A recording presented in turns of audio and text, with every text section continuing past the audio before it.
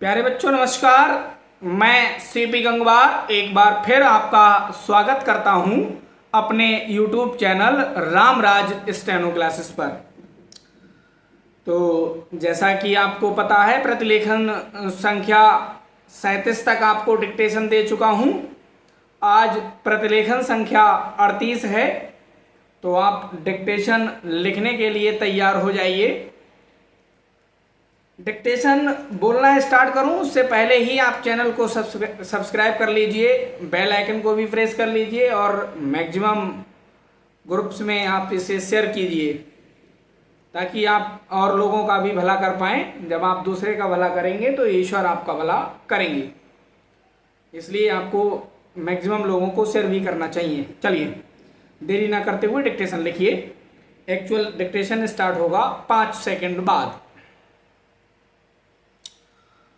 उपाध्यक्ष महोदय, उसमें हमने साफ साफ कहा था कि जो गरीब वर्ग है, जिसकी गरीबी के बारे में सभी जानते हैं, उसको देश की आमदनी का जो औसत है वह अवश्य ही मिल जाएगा और इस दिशा में हमारा प्रयत्न जारी रहे।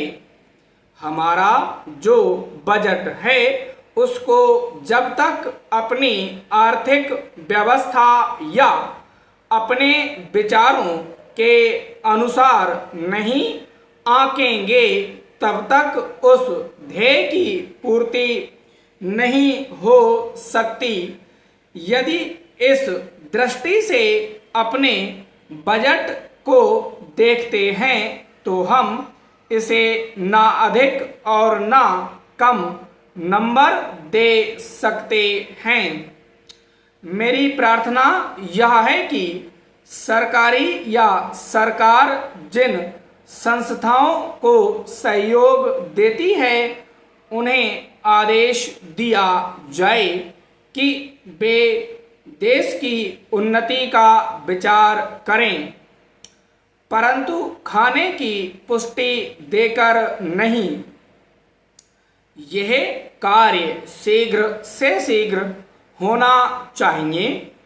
इसका कारण ये है कि उच्च श्रेणी आम जनता का आदर्श होती है और जो कुछ उच्च श्रेणी के लोग करते हैं उसकी नकल कनिष्ठ श्रेणी के लोग करते हैं।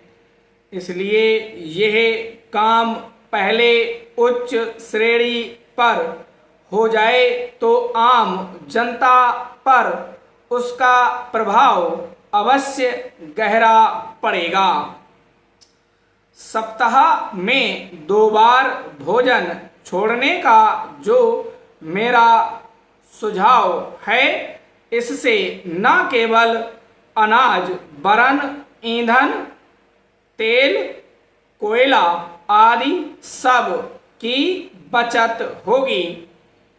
भोजन छोड़ने के अलावा अन्न बचाने का और भी एक तरीका है, वह भी सामाजिक श्रेणी पर किया जा सकता है। जानते हैं कि इस देश में 10% अन्न कौन खराब करता है? कीड़े, पंछी, बंदर और बोरियां ठीक ना होने से अनाज गिर जाता है और मिट्टी में मिल जाता है। यह विचारणीय है। इस प्रकार 80 लाख टन बर्बाद होने वाले अन्न को बचाया जाए तो भारतवर्ष को किसी भी देश से अन्न की भिक्षा मांगने की आवश्यकता नहीं पड़ेगी। श्रीमान, यह अपराध कबूतरों, बंदरों, कीड़ों आदि का नहीं है। यह अवश्य ही हमारा अपराध है आज तक विदेशों से हमको अनाज मिलता रहा है, इसलिए हम लापरवाह थे, इसीलिए अनाज का विनाश होता रहा। परंतु अकाल पड़ेगा जैसा कि इस वर्ष पड़ा है, तभी हम जागें तो यह ठीक नहीं है। हमें अन्न के नाश को रोकने की सतत कोशिश करनी चाहिए। उसकी बचत करना हमारा परम कर्तव्य है। यह काम हर किसान, बच्चा और युवक कर सकता है और उन्हें करना चाहिए। अन्न बचाने की समस्या केवल कानून के जरिए हल नहीं होगी, यह बात भी सामाजिक चेतना पर निर्भर है। समाप्त। उम्मीद करता हूं आपने डिक्टेशन लिख लिया होगा। अगर डिक्टेशन लिख लिया है तो इसे पढ़ लीजिए। डिक्टेशन पढ़ना अनिवार्य होता है। डिक्टेशन जितनी जल्दी आप पढ़ना सीख जाएंगे, आप मान लीजिए कि आपकी शॉर्ट हैंड इम्प्रूव हो रही है। और अगर आप डिक्टेशन पढ़ नहीं पा रहे हैं तो आप चाहे 100 पे डिक्टेशन लिख रहे हैं, 120 पे लिख रहे हैं, कोई फ़ायदा नहीं है, आपसे एग्ज़ाम क्वालिफाई नहीं होगा। तो डिक्टेशन पढ़ना ज़रूरी है, डेली पढ़ा करें। Okay, thank you very much.